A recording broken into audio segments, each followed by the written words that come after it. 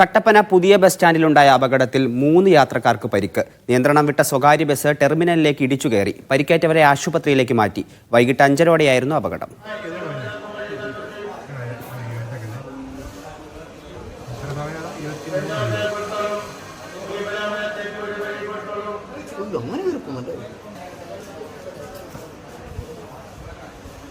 വിവരങ്ങളുമായി മുഹമ്മദ് ആഷിഖ് ഉണ്ട്. ആഷിഖ്, എങ്ങനെയാണ് ഈ അപകടം ഉണ്ടായത്? പരിക്കേറ്റവരുടെ നില എങ്ങനെയാണ്?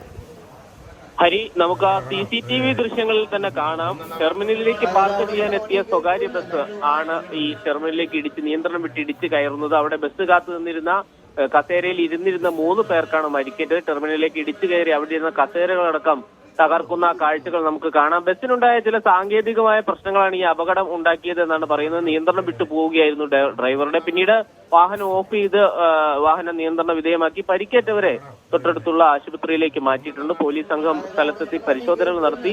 ഏതെങ്കിലും തരത്തിലുള്ള വീഴ്ച ഡ്രൈവറുടെ ഭാഗത്ത് നിന്നില്ല എന്നാണ് ഇപ്പോൾ പ്രാഥമികമായി കണ്ടെത്തുന്നത്. കൂടുതൽ അന്വേഷണത്തിന് ശേഷം മറ്റു നടപടികൾ സ്വീകരിക്കുമെന്ന് പോലീസ് അറിയിച്ചിട്ടുണ്ട്. ശരി, മുഹമ്മദ് ആഷിഖാണ് വിവരങ്ങൾ നൽകിയത്.